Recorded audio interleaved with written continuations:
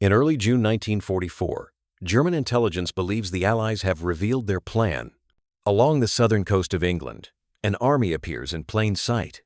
Not hidden, not disguised, visible from the air, and impossible to ignore. Tanks line the roads without cover. Supply trucks stand in ordered rows. Camps stretch across open farmland, their layout precise and deliberate. Temporary airfields multiply, crowded with aircraft parked wing to wing. From high altitude, the message is unmistakable. This is an invasion force. German reconnaissance, aircraft, photograph, everything. The images are sharp. The formations make sense. Fuel dumps sit where doctrine demands. Command vehicles are placed exactly where an army preparing to attack would place them. Analysts study the photographs and reach the same conclusion. This is not a decoy. This is not improvisation. This is the main Allied army. Reports move rapidly up the chain of command. Each one reinforces the same belief. The Allies are preparing to strike across the channel. Then something strange happens. The army stops. Days pass. The tanks do not move. The camps do not shrink or expand. There are no visible training exercises, no embarkation drills, no signs of urgency. The force remains perfectly still. To German intelligence, the stillness feels deliberate. An army this large does not need to rush. Its visibility suggests confidence. Its patience suggests control. What they interpret as discipline is something else entirely. Because this army has no soldiers, the tanks are hollow, the aircraft are wood and canvas. The camps exist only to be photographed. The Germans believe they are watching the final moments before invasion. In reality, they are watching a performance. And while their attention remains fixed on an army that does not exist, the real invasion force is already moving toward a coast they are no longer prepared to defend. By the summer of 1944, Allied commanders understand a hard truth.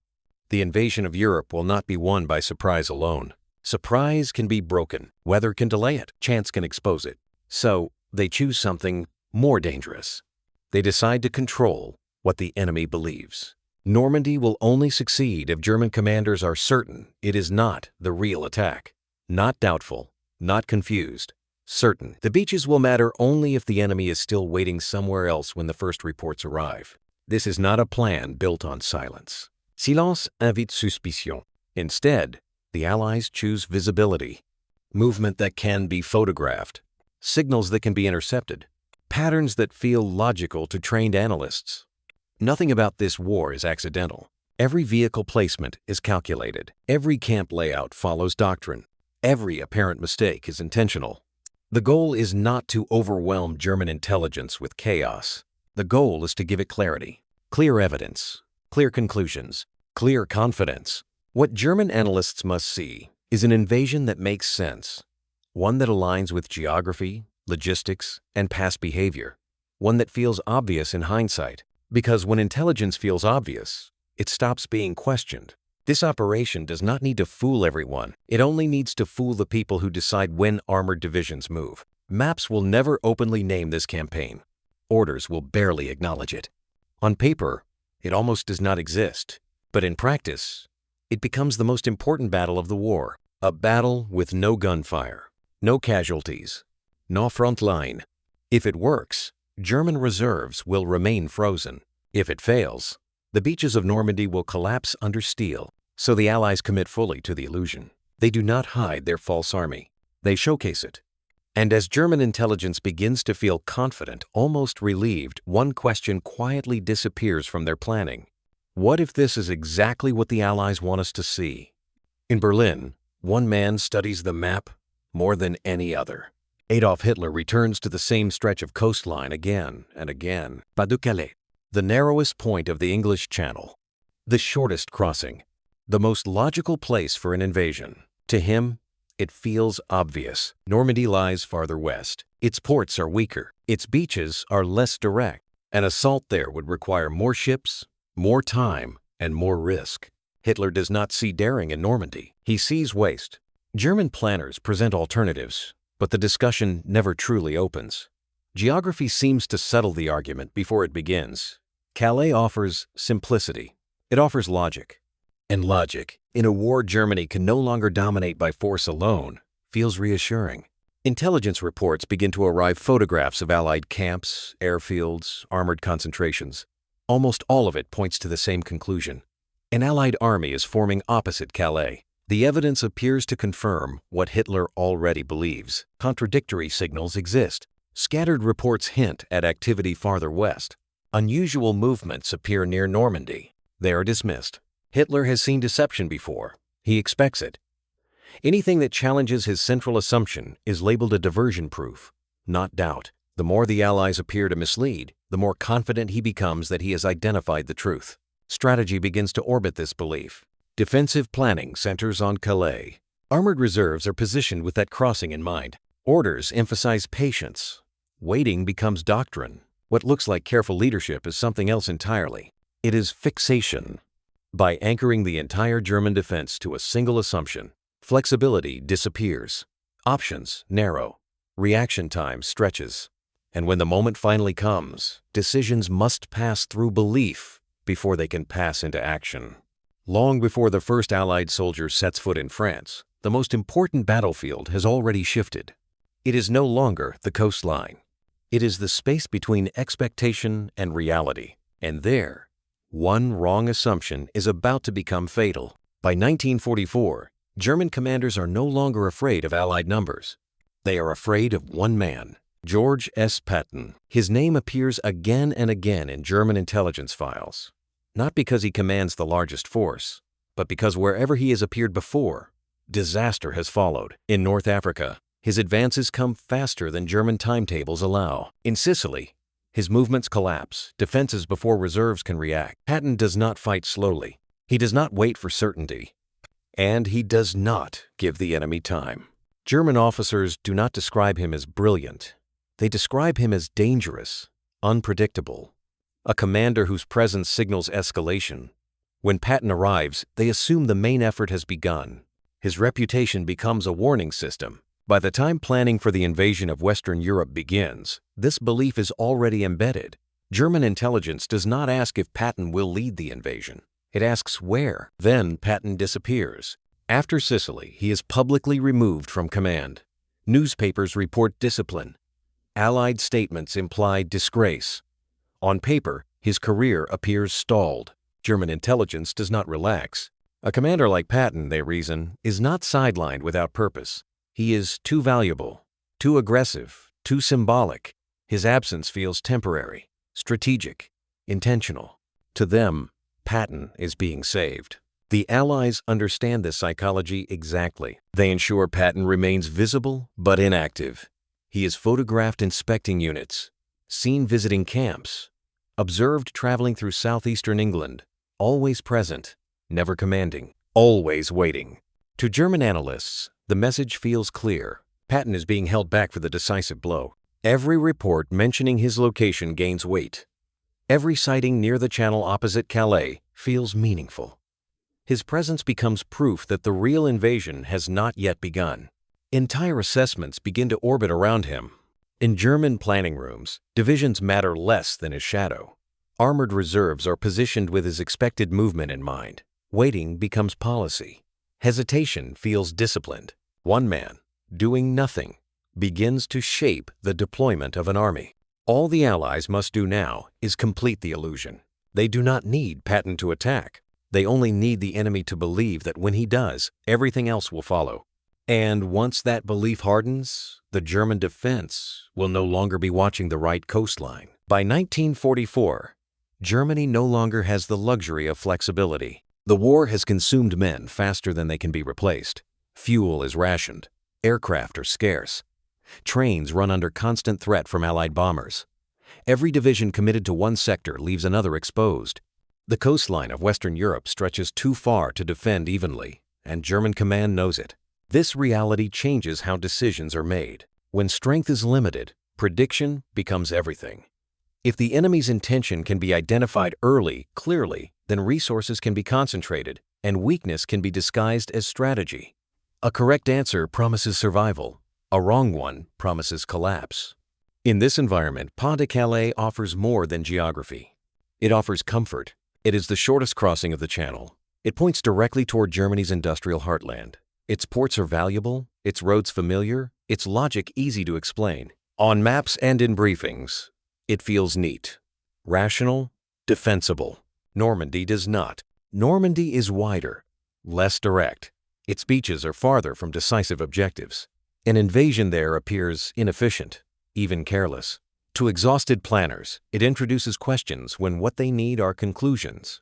Uncertainty becomes the real enemy. Years of continuous pressure have narrowed tolerance for doubt. German command structures, worn down by setbacks and overstretch, begin to favor explanations that reduce complexity. When evidence supports an expected answer, it is welcomed. When it challenges that answer, it is examined less generously. Intelligence reports begin to reflect this bias. Information pointing toward Calais is highlighted, shared, reinforced. Photographs of Allied activity across the Channel feel decisive. Sightings near Normandy are described as secondary, possible diversions. Noise. Each assessment strengthens the next. Soon, the belief no longer requires constant proof. It sustains itself. Calais is not just the most likely invasion point, it becomes the only one that feels reasonable. To argue otherwise starts to feel irresponsible. This is how exhaustion reshapes judgment, not through panic, but through preference. The Germans do not choose Calais because they are careless. They choose it because it makes sense in a war that has stopped making sense anywhere else. It allows planners to believe that preparation is possible, that control has not yet been lost. But certainty built on emotional relief is fragile. It resists correction. It punishes hesitation. And it narrows vision at the moment when breadth matters most. By the time doubts surface, they arrive too late to alter deployment, too late to reclaim mobility, too late to challenge assumptions that have hardened into doctrine. The Germans believe they have solved the riddle of Allied intention. What they do not yet realize is that the need for certainty has led them to accept the answer they most wanted to be true. And once belief replaces flexibility, even accurate intelligence can no longer change the outcome. German intelligence enters 1944 convinced of its own professionalism. For years, it has relied on method photographs analyzed, signals logged, reports compared against doctrine. This belief in analytical rigor becomes a source of pride. Decisions, commanders insist, are not driven by instinct or fear, but by evidence. Conclusions feel earned. And now, the evidence appears to agree. Each new report arriving from occupied Europe points in the same direction. Allied camps opposite Pas-de-Calais expand. Radio traffic intensifies where it is expected to. A senior American commander is seen near the Channel's narrowest crossing. The pattern feels consistent, almost comforting. Repetition becomes proof. When interpretations align too cleanly, skepticism should grow. Instead, it fades. Dissenting assessments are not openly rejected. They are quietly set aside. Analysts who raise questions about Normandy are reminded of logistics, geography, probability. Their concerns are acknowledged, then absorbed by the prevailing conclusion. Calais remains the answer. At the top, certainty hardens into control. Adolf Hitler, wary of another sudden collapse, centralizes authority over Germany's armored reserves. Panzer divisions are no longer free to respond to local threats. They are held back, preserved for what is believed to be the decisive moment. Field commanders receive clear instructions. Wait. Waiting is framed as discipline. Restraint, they are told, will prevent the enemy from drawing forces away from the true invasion point. To move too early would be to fall for a diversion. To hold firm is to demonstrate confidence. On maps, the logic looks sound. In practice, it removes initiative. As days pass, waiting becomes habit. Reports of Allied activity in Normandy are interpreted through the same lens: secondary, misleading, intentionally theatrical. Each hour without confirmation reinforces belief rather than challenging it. The longer nothing happens at Calais, the more commanders assume it will happen there soon. Confidence deepens, but confidence without flexibility begins to resemble arrogance. The system no longer tests its assumptions, it protects them. Information is used to confirm what is already believed, not to question it. Intelligence ceases to be a tool of discovery and becomes a mirror. This is how paralysis forms, not from indecision, but from certainty. When orders finally need to change, the chain is too rigid to move quickly. Requests must climb upward. Approval must come from above. Time once, an ally slips away unnoticed. Waiting, which felt disciplined, becomes immobilizing. By the time the first alarms sound from Normandy, German commanders do not lack information. They lack permission to act. The machinery of decision-making, built to avoid mistakes, now prevents correction. Confidence has done its work. And as the Allies prepare to test that confidence with action, the German defense is already trapped, holding its strength in reserve for a moment that is never going to come. The deception now requires substance, not weapons that can fire, but evidence that can endure inspection. To mislead German intelligence at this scale, the Allies must create something that feels permanent, organized, and convincingly human. They begin by inventing an army. On paper, it is called the 1st U.S. Army Group. Its order of battle is carefully written. Divisions are assigned. Command structures are defined. Supply needs are calculated. Every document that would normally exist for a real formation is produced with meticulous care. The Army exists fully in bureaucracy before it exists in the field. Signals units give it a voice. Radios transmit constant traffic routine, dull and perfectly realistic. Messages discuss maintenance, transfers, weather delays. Nothing dramatic, nothing urgent. Exactly the kind of communication a large army generates while waiting. German intercept stations record everything. Charts are drawn. Timetables are inferred. Analysts track units that do not exist as if they were alive and moving.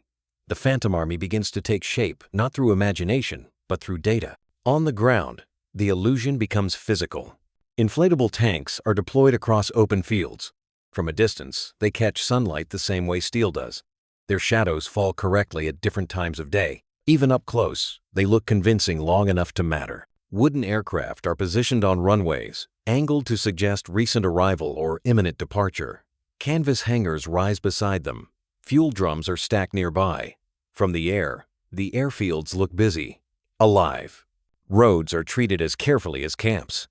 Tire tracks are carved into soft ground, leading toward embarkation points that will never be used. Vehicles are repositioned just often enough to suggest routine movement, never enough to suggest preparation. Nothing is random. Every placement follows doctrine. Every error is deliberate. Too perfect would invite suspicion. Too sloppy would raise questions. The illusion must feel slightly inefficient, like a real army. This work demands discipline of a different kind. Thousands of Allied personnel participate, many without knowing the full purpose. Units are told where to stand, when to move, when not to move. Real equipment is withheld from combat-ready formations to preserve the appearance of strength elsewhere. Real soldiers wait, while fake ones take precedence. Frustration grows. The deception costs time, comfort, and clarity. It asks men preparing for battle to accept delay in service of a lie. It requires commanders to suppress instincts for efficiency. Everything must serve the illusion first, because one visible mistake could unravel everything. If a reconnaissance photograph reveals an impossible detail, if radio traffic contradicts itself, if movement becomes too precise or too chaotic, German intelligence might pause, and a pause, at this stage, would be dangerous. The Allies understand that deception is not about hiding reality. It is about replacing it. The Phantom Army must withstand weeks of observation, analysis, and cross-checking. It must look believable from every altitude, at every hour, to every kind of observer. It must survive scrutiny not once, but repeatedly. Slowly, it works. German analysts begin to speak of the 1st U.S. Army Group as if it were tangible. Its strength is estimated, its readiness debated, its intentions discussed in serious tones. The Phantom gains weight simply by being talked about. An army that exists only to be seen begins to shape real decisions. And as the illusion hardens into accepted truth, the Allies approach the most dangerous phase of the plan, maintaining belief at the very moment reality is about to break through. Because soon, somewhere else along the coast, a real army will move. And when it does, the Phantom must still hold the enemy's attention long enough to matter. If the Phantom Army is to survive scrutiny, it must do more than be seen. It must be heard. Across southern England, Allied radios begin to speak constantly. Not with urgency and not with drama, but with the dull, repetitive rhythm of a large force waiting for orders. Maintenance requests, personnel updates, supply adjustments, weather reports. The language is ordinary, procedural, almost boring. That is the point. Real armies generate noise, endless, unremarkable noise. Silence, by contrast, would feel unnatural. Silence would invite attention, so the radios never stop. Every transmission is carefully written to match established operational patterns. Call signs rotate on believable schedules. Units reference one another in ways that imply shared history. Minor inefficiencies are introduced deliberately, miscommunications, clarifications, small delays, because perfection would appear artificial. German listening stations intercept it all. Operators sit for hours with headphones pressed tight, recording Allied traffic line by line. Thousands of transmissions are logged, time-stamped, and sorted. The volume alone suggests scale. No small force could produce this much routine communication without revealing itself. The data begins to accumulate. Analysts chart the signals on maps. They note which units appear active, which seem to be resting, which are gradually repositioning. Movement is inferred from changes in call sign, proximity, and transmission timing. Patterns emerge that suggest training cycles, readiness levels, command hierarchies. None of it is real, but all of it makes sense. The Phantom Army does not rush. Its radio traffic ebbs and flows with the calm confidence of a force that believes time is on its side. There are no sudden spikes that would suggest imminent assault. No frantic coordination. Just the steady pulse of preparation. This steadiness reassures German intelligence. It confirms what they already believe, that the main invasion force is still assembling, still organizing, still waiting. Each intercepted message becomes another thread woven into a narrative that feels complete. Numbers begin to replace judgment. Charts grow more complex. Estimates become precise. Analysts assign strength values to units that exist only as signals. Timetables are drafted based on message density and frequency. The illusion gains authority because it is measurable. Once belief can be graphed, it becomes difficult to challenge. Contradictory information is absorbed and neutralized. If reports from Normandy suggest unusual activity, they are weighed against thousands of radio messages pointing elsewhere. The math favors Calais. The data feels overwhelming. In this way, radio traffic becomes a weapon not through secrecy, but through excess. The Allies do not hide their communications. They flood the spectrum with plausibility. They allow German intelligence to do what it trusts most: analyze, compare, calculate. And the calculations agree. What the analysts cannot see is the cost of maintaining this fiction. Allied signalers work long shifts to sustain believable chatter. Errors must be corrected quickly, but not too cleanly. The deception demands constant vigilance. One broken pattern, one lapse into silence, could unravel weeks of effort. So the radios continue, day after day, night after night. As the real invasion draws closer, the Phantom Army's voice grows only slightly more active, never enough to suggest movement, just enough to suggest readiness. The illusion adapts without ever breaking character. By the time Allied ships begin to load for Normandy, German intelligence is more confident than ever. Their charts show a massive force still waiting across from Calais. Their logs show no sign of immediate departure.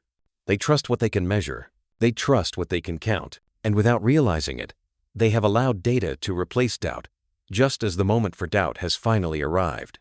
Because when the first reports come in from Normandy, the radios of the Phantom Army will still be speaking.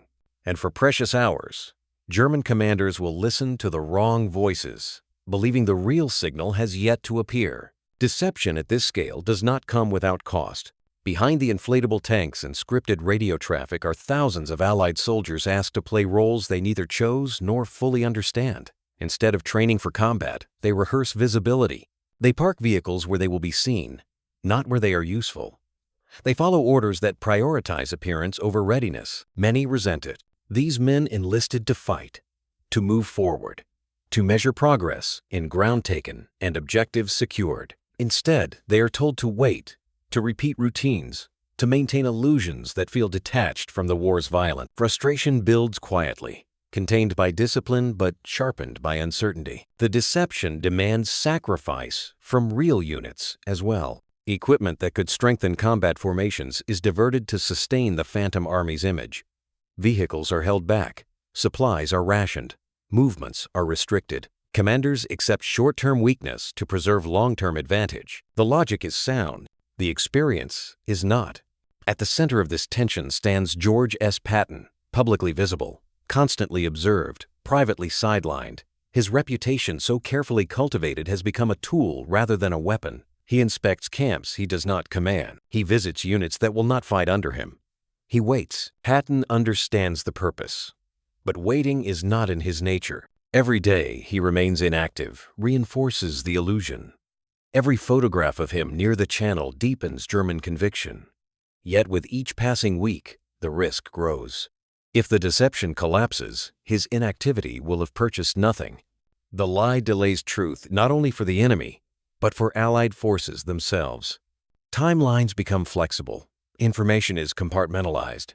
Many soldiers preparing for Normandy do not know when or even where they will land until the last possible moment. Secrecy, once a shield, becomes a burden. Anxiety replaces clarity. Confidence must be manufactured alongside deception. The moral weight of this strategy grows heavier each day.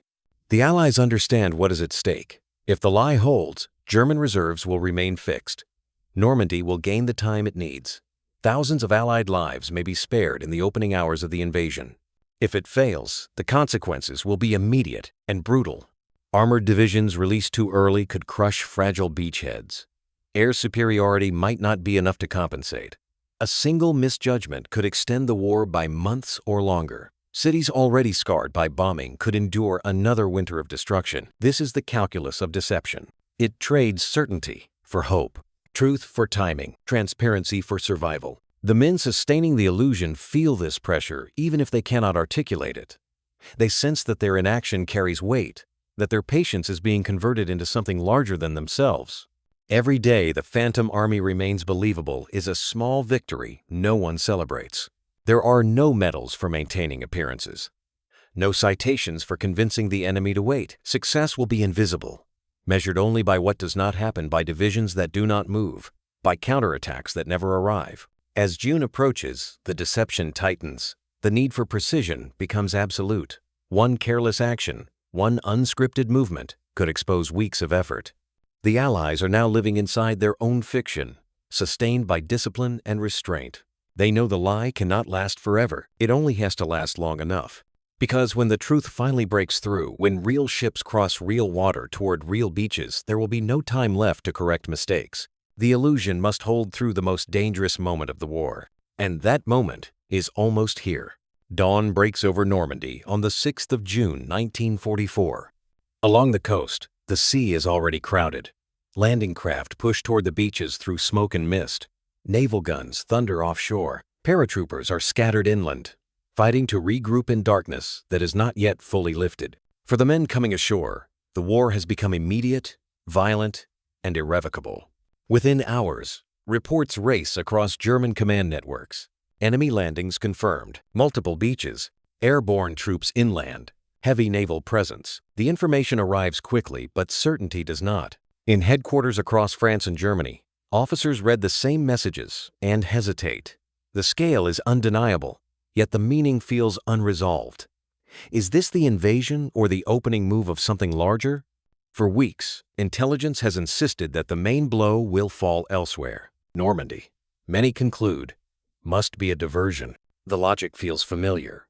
A broad landing on inferior beaches could be designed to draw attention westward, while the real invasion force, larger, deadlier, waits across the channel opposite Pas-de-Calais. The reports from Normandy are serious, but not decisive enough to override months of preparation. Requests begin to move upward. Field commanders ask permission to release armored reserves. Panzer divisions stand ready but idle, engines cold, crews waiting. These units could reach Normandy within hours if they are allowed to move. The decision does not belong to them. At the top of the command structure, Adolf Hitler studies the situation and waits. He has been warned repeatedly about Allied deception. He expects a diversion. The presence of Allied landings does not convince him that the real attack has begun. If he commits reserves too early, he risks falling for the trap. So he delays. Orders are issued to hold armored divisions in place. Normandy is to be contained, not reinforced. The decisive blow, Hitler believes, has not yet fallen. It will come at Calais, led perhaps by Patton. As the morning advances, the cost of hesitation begins to accumulate. Allied troops fight desperately to expand fragile beachheads. Casualties are heavy. Progress is uneven. But German counterattacks remain limited. The forces that could strike hardest remain stationary, waiting for confirmation that never arrives. Hour by hour, the window narrows. Allied air power dominates the roads. Bridges are bombed. Movement becomes dangerous. Even when some units begin to respond, they do so late and under constant attack. What might have been a coordinated counterstroke becomes a series of isolated actions. Still, belief holds. Intelligence reports continue to emphasize activity near Calais. Radio traffic suggests a large force remains inactive. No major movement is detected across the narrowest crossing. To German commanders, this reinforces the conclusion that Normandy is not the main effort. The deception reaches its most dangerous moment here, not before the landings, but after them. The illusion no longer needs to prevent action entirely. It only needs to delay it. By midday, Allied positions on the beaches begin to stabilize. Supplies flow ashore. Artillery is emplaced. The invasion, once fragile, starts to harden. Each passing hour strengthens the foothold. By the time doubts grow serious, by the time the possibility emerges that Normandy may indeed be the main invasion, the conditions for decisive response have already eroded. Roads are cratered. Airspace is hostile. Coordination is fractured. What was once a decision becomes an impossibility. The deception has done its work not by stopping German action, but by slowing it just enough. The armored reserves remain poised for a battle that will never come, while the real battle slips beyond reach. June 6 is remembered for courage and sacrifice on the beaches, but its outcome is sealed elsewhere in offices where certainty is withheld, in orders that do not arrive, and in hours lost to belief. The moment passes quietly, and when German command finally begins to move, it is no longer reacting to a landing. It is reacting to a foothold that cannot be erased. In the days after June 6, German defenses remain divided by belief. Along the Channel coast near Pas-de-Calais, units stay in position. Guns remain trained on empty water. Armored formations wait behind carefully prepared lines. Engines maintained. Crews briefed. Commanders expecting orders that do not arrive. The coastline they are guarding feels quiet, but quiet has been explained away before. Intelligence continues to insist the decisive moment is still ahead. Intercepted radio traffic suggests a large Allied force remains inactive across the Channel. The Phantom Army's signals persist with convincing regularity. Reports emphasize readiness without movement, patience without urgency. To German analysts, this pattern feels familiar. It looks like preparation, not execution, and at the center of that expectation is one name: George S. Patton. Patton, they believe, has not yet appeared because his role has not yet begun. His absence from Normandy is interpreted not as evidence, but as confirmation. If Patton has not struck, then the main attack must still be coming. Calais remains the focus. Waiting remains the plan. Normandy, by contrast, is treated as a secondary problem. German commanders there fight with what they have. Local counterattacks are launched, often brave, often costly, but rarely coordinated. Requests for reinforcement move slowly. Priority remains elsewhere. The belief that Normandy is a diversion lingers longer than the evidence supporting it. While the Germans wait, the battlefield changes. Allied air superiority tightens its grip. Roads become hazardous corridors of smoke and craters. Bridges are destroyed faster than they can be repaired. Movement during daylight invites immediate attack. German units attempting to reposition do so at night, slowly, cautiously, and too late. Each delay compounds the next. On the beaches, Allied forces do what the deception was designed to buy them time to do. They unload men, vehicles, and supplies in growing volume. Temporary positions become defensive lines. Defensive lines become organized sectors. What began as fragile footholds harden into strongholds. Ports are still contested, but momentum has shifted inland. Reality begins to intrude on German planning rooms. Reports from Normandy grow more alarming. Allied artillery increases.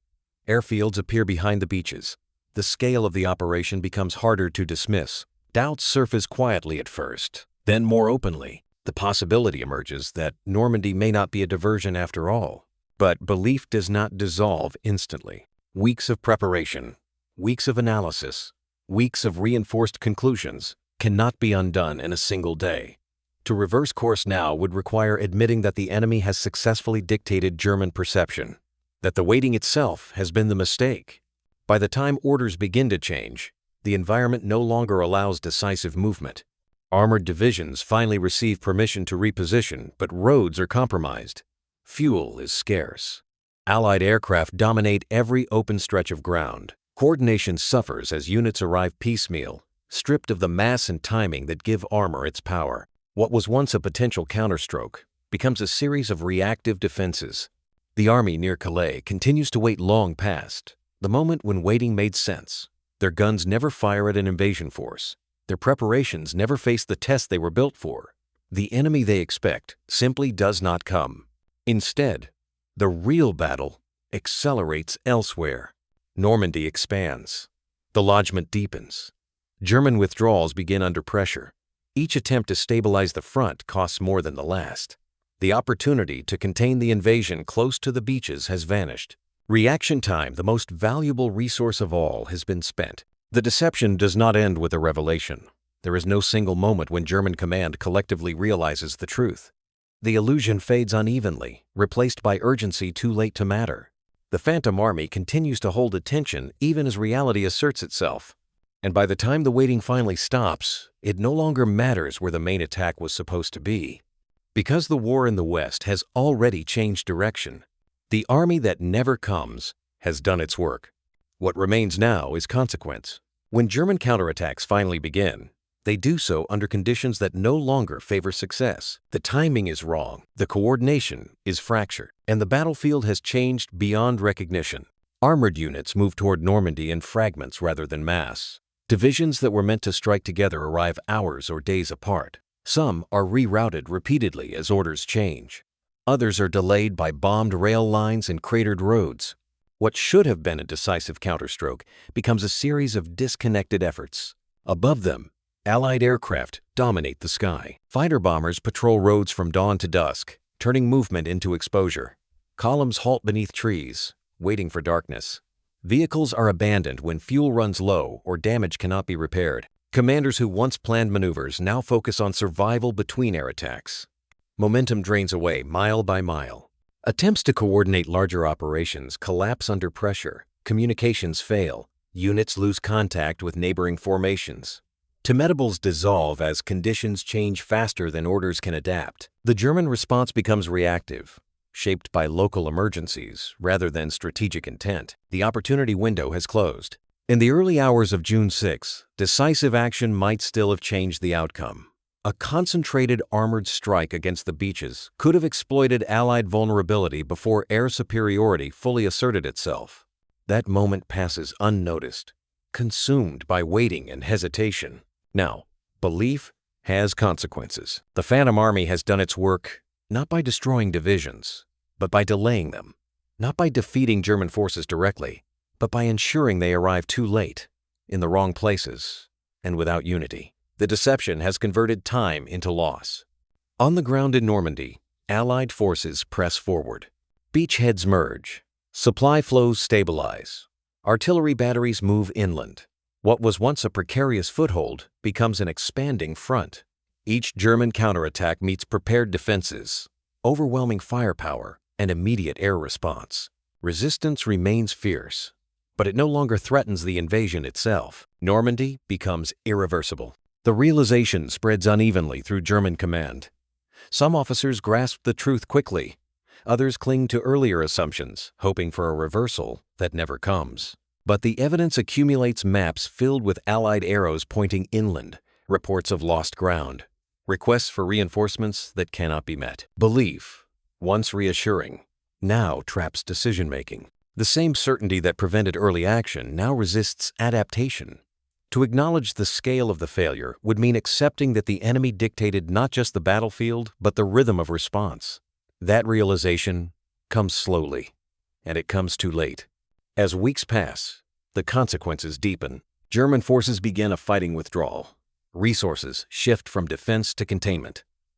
The strategic initiative so carefully guarded slips away. The Western Front, once held by expectation and patience, becomes a front defined by pressure and retreat. The war's momentum shifts permanently here, not in a single battle, not in a dramatic collapse, but through the accumulation of delayed decisions. Historians will later debate tactics, weapons, and leadership. But beneath those discussions lies a simpler truth. The Germans were not defeated because they lacked strength. They were defeated because they committed that strength according to a belief that no longer matched reality. By the time belief gives way to evidence, the cost of correction is too high. The Phantom Army never fires a shot, yet its effect is written across Normandy in ground lost, opportunities missed, and a front that can no longer be stabilized. What began as certainty ends as defeat. And with that defeat, the course of the war bends in a direction that cannot be undone. There is no battlefield for this victory, no stretch of ground where flags are raised, no shattered town to mark its conclusion, no moment when guns fall silent and men realize something is ended. This victory leaves no physical scar. It is measured instead in time, in days when armored divisions do not move, in weeks when reserves remain frozen, in hours that pass without a counterattack strong enough to change the course of events. The success of the deception cannot be photographed. It can only be inferred from what fails to happen. There are no parades for restraint, no medals awarded for convincing the enemy to wait.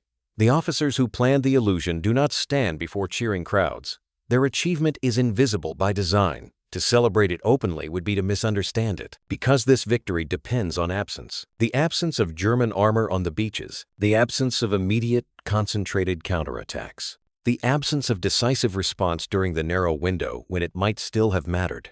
As the days after D-Day stretch into weeks, the consequences become clearer. Allied forces push inland, slowly but steadily. Supply lines stabilize. Temporary ports function. Airfields appear behind the front. The invasion no longer hangs on a knife's edge. German forces begin retreating westward under pressure, not in panic, but in recognition. The initiative has shifted. The Western Front, once held together by expectation and patience, now demands constant reaction. Divisions that were meant to strike are instead used to delay. Resources are spent buying time rather than seizing opportunity. The Phantom Army has done its work, and now, quietly, it begins to dissolve. Along the English coast, inflatable tanks are deflated and packed away. Wooden aircraft are dismantled. Camps that once appeared busy are broken down without ceremony. The first U.S. Army group, so carefully sustained, fades back into paperwork and memory. Nothing marks its passing. At the center of this quiet transition stands George S. Patton. At last, he is given a real command. No longer a symbol or a signal, he returns to the role for which he is known, leading fast-moving forces across France. His reputation, once weaponized as illusion, now re-enters the physical war. And when he moves with the speed German planners always feared. But by the time Patton's real army breaks through, the decisive moment has already passed. The outcome in the West is no longer in doubt. Historians looking back will struggle to pinpoint exactly when Germany lost the chance to repel the invasion. There is no single engagement that explains it, no dramatic failure of courage or competence. Instead, they trace the defeat through planning documents, intercepted signals, delayed orders. They find belief. They find that German strength was not destroyed, it was misallocated. That divisions existed, fuel existed, commanders existed. What failed was alignment between reality and expectation. Firepower did not decide this phase of the war. Timing did. The deception bought time when time mattered most. It delayed movement when movement was essential. It preserved Allied vulnerability just long enough for it to disappear. By the time German command fully accepted the truth, the conditions for reversal were gone. This is what makes the victory difficult to see. There are no enemy formations encircled by the Phantom Army. No prisoners taken. No ground seized. Yet its influence stretches across the entire campaign. Normandy survives its most fragile hours. The lodgment expands. The Western Front opens fully. The war's trajectory bends without announcing itself. Wars are often remembered through spectacle, through battles that burn themselves into memory. But they are just as often decided in quieter ways. In offices. In delays. In assumptions that go unchallenged for a little too long. This victory belongs to planners, analysts, signalers, engineers, and soldiers who never fired a shot in its execution. It belongs to men who maintained appearances, followed scripts, and endured frustration so that others might land under better conditions. Their success is written into what followed, into the retreat of German forces across France, into the liberation of Paris. into the closing of the Western Front toward Germany itself. None of it can be traced to a single moment of deception, only to its cumulative effect. The Allies did not defeat Germany in Normandy through illusion alone. Courage, sacrifice, and overwhelming force would still be required. But illusion shaped the conditions under which those forces could succeed. It turned belief into delay, delay into advantage, advantage into momentum. The Phantom Army disappears without ceremony because its purpose is complete. It was never meant to exist in memory, only in consequence. And its greatest achievement is that most people will never notice it. Because the most decisive victories in war are often the ones no one witnesses won, not by what is destroyed, but by what is prevented. By the time the world understands what truly happened along the English coast, the war has already moved on, and history has already been changed, quietly, patiently, and out of sight. Deception saves lives in Normandy. That fact is difficult to dispute. By delaying German reaction, the Allies reduced the intensity of resistance in the invasion's most fragile hours. Beachheads survived that might otherwise have been crushed.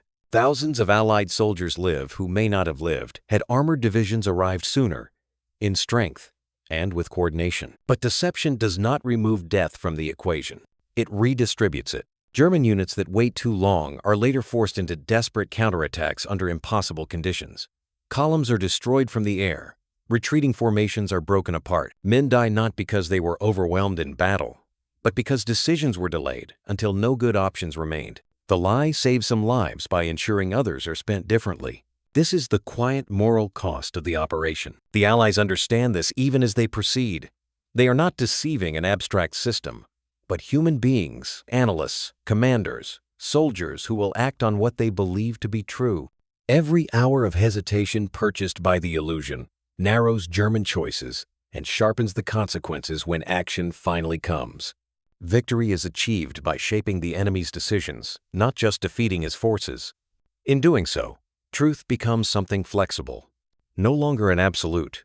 It becomes a tool, something to be revealed, concealed, distorted, or replaced, depending on circumstance.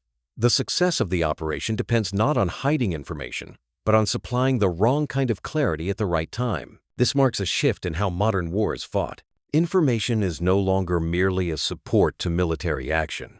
It becomes an arena of combat itself. Belief, perception, and expectation are treated as resources cultivated, protected, and spent with care. The deception surrounding Normandy is not an anomaly. It is a template. Later generations will study it not for its theatrics, but for its logic. They will note how analysts were overwhelmed not by falsehoods, but by consistency. How doubt was not crushed, but gently smothered beneath data that made sense. From this moment forward, wars will increasingly be fought where visibility matters more than violence. Ethics blur under this pressure. Is it justifiable to mislead if the result is a shorter war? Is it moral to exploit an enemy's expectations if doing so saves your own soldiers? At what point does manipulation become indistinguishable from cruelty? These questions have no clean answers. The planners of the deception do not debate them publicly. There is no time. The stakes are immediate, and the responsibility is heavy. Survival leaves little room for philosophical purity, but the consequences endure. The success of the Phantom Army reinforces a lesson that cannot be unlearned, that reality can be shaped indirectly, and that the most decisive blows do not always leave visible wounds. This lesson will echo through conflicts long after the Second World War ends. Intelligence agencies will adopt similar principles. Military doctrines will expand to include perception as a domain of warfare. Political leaders will learn that shaping belief can be as powerful as deploying force. The battlefield grows quieter. Victory becomes harder to see. Where earlier wars were defined by lines on maps and numbers of dead, future victories will often be measured in delays achieved, options denied, reactions slowed. The absence of catastrophe becomes the metric of success. This makes triumph more difficult to celebrate. There is no parade for the enemy's hesitation, no monument to the battle that never happened, no memorial for the divisions that waited in the wrong place until it was too late. And yet, these absences matter profoundly. The moral discomfort lies in knowing that deception works precisely because it exploits the human need for certainty. It takes advantage of patterns, habits, and assumptions qualities that make organized action possible in the first place. The Germans did not fail because they were irrational. They failed because they were human. They sought coherence in chaos. They trusted systems that had worked before. They believed evidence that aligned with logic and experience. The Allies turned those strengths into vulnerabilities. This does not absolve responsibility. It complicates it. The moral weight of the deception cannot be dismissed as necessary evil without reflection. It demands recognition that modern warfare increasingly rewards those who can manipulate understanding as effectively as they can deploy firepower. As the war in Europe moves toward its conclusion, this lesson remains embedded beneath the visible victories. It shapes planning, doctrine, and strategy long after the inflatable tanks are gone and the radios fall silent. Victory grows quieter, less visible, and more abstract. It no longer announces itself with a decisive clash alone. It arrives through accumulated advantage, through time gained and choices constrained. It is felt most clearly not in triumph, but in inevitability. The deception that protected Normandy did not merely alter a campaign, it altered the meaning of victory itself. From this point on, the most important battles will often be fought before anyone realizes a battle has begun. And when they are won, there may be nothing left to see, only the consequences of belief shaped, decisions delayed, and outcomes quietly secured. That is the moral price of deception, and it is one the modern world will continue to pay. When the deception is no longer needed, it ends quietly. Along the southern coast of England, camps are dismantled without ceremony. Inflatable tanks are deflated and folded away, their rubber skins collapsing into shapeless bundles. Wooden aircraft are taken apart piece by piece. Roads that once bore carefully carved tire tracks return to civilian use. Fields that had briefly resembled military staging areas are reclaimed by silence. Nothing marks the conclusion. There is no announcement that the Phantom Army has been stood down, no order recognizing its service. The force that once held the attention of an enemy high command disappears as if it had never existed. In a literal sense, it never did. And yet its impact is permanent. The war it prevented, the battle that never came at Pas-de-Calais, cannot be photographed or reconstructed. There are no casualty lists to examine, no after-action reports describing what might have happened. Historians can only infer its absence from what followed. German divisions that waited too long, orders that came too late, and a Western front that opened under conditions the defenders could no longer control. The greatest strength of the deception is that it leaves no physical trace. Its success is embedded in outcomes rather than events, in the survival of the Normandy landings, in the acceleration of Allied momentum, in the rapid collapse of German positions across France once the front was fully established. At the center of this unseen battle stands George S. Patton. For years, Patton's reputation had been built on speed, audacity, and relentless attack. His legacy was forged in movement. Yet his most influential contribution to the war occurs while he does nothing at all. While others fight and die on the beaches of Normandy, Patton waits visible, idle, and deliberately misused. His greatest battle is the one he never fights. By lending his image to the illusion, he becomes a weapon without firing a shot. His name, his presence, his past victories, all are turned into instruments of delay. Entire German formations remain fixed in place because they expect him to arrive there. When Patton finally takes the field in France, leading real troops against a real enemy, the outcome is already shaped. His rapid advance confirms what German planners had feared, but far too late to matter. The deception has already done its work.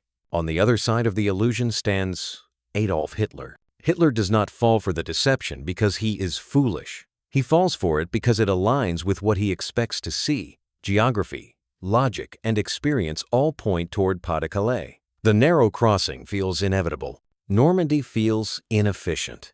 When evidence arrives that supports this belief, it is accepted readily. When evidence challenges it, it is treated as misdirection. Belief becomes a filter through which reality must pass. This is not deception imposed against resistance. It is deception welcomed by expectation. The Allies do not force German command to choose the wrong answer. They simply make the wrong answer easier to accept. In that sense, the Phantom Army is less an act of trickery than an act of encouragement.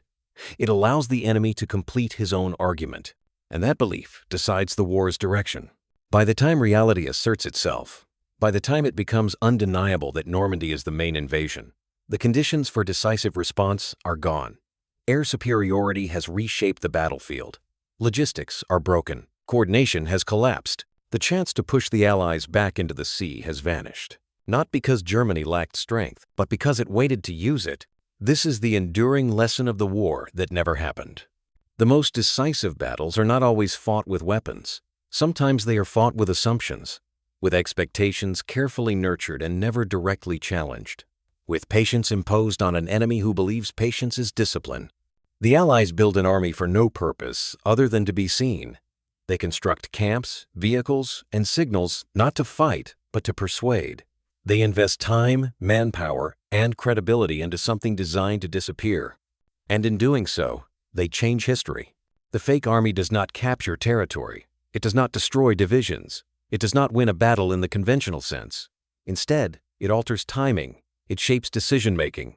It creates hesitation at the only moment when hesitation is fatal. This is why its story is difficult to tell. There is no dramatic climax, no battlefield heroics, no single moment when success becomes obvious.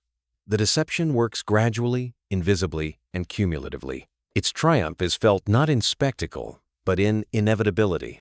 By the time the Western Front collapses, the role of the Phantom Army is already fading from memory. Yet its logic endures. Future conflicts will inherit this lesson. That belief can be engineered. That perception can be shaped as deliberately as terrain. That the most powerful weapons may operate long before violence begins and long after it ends. The war that never happened becomes a blueprint. Inflatable tanks and wooden aircraft will be replaced by more subtle tools. Radio chatter will give way to new forms of signal and noise, but the principle remains unchanged. Control what the enemy expects, and you may never need to fight the battle he prepares for. When the last traces of the Phantom Army vanish from the English countryside, the men who built it return to other duties. Some go to the front, some go home. Few speak about what they did. There is little to describe. They built something to deceive. And it worked. History will remember Normandy for courage under fire, for sacrifice on the beaches, for the beginning of the end of the war in Europe. But beneath that story lies another quieter, less visible, and just as decisive. An army was created not to fight, but to wait. It never marched. It never landed. It never fired a shot. And because of that, the real army survived long enough to change the course of the war. They built an army to deceive the enemy. And without ever going to battle, it decided how history would unfold.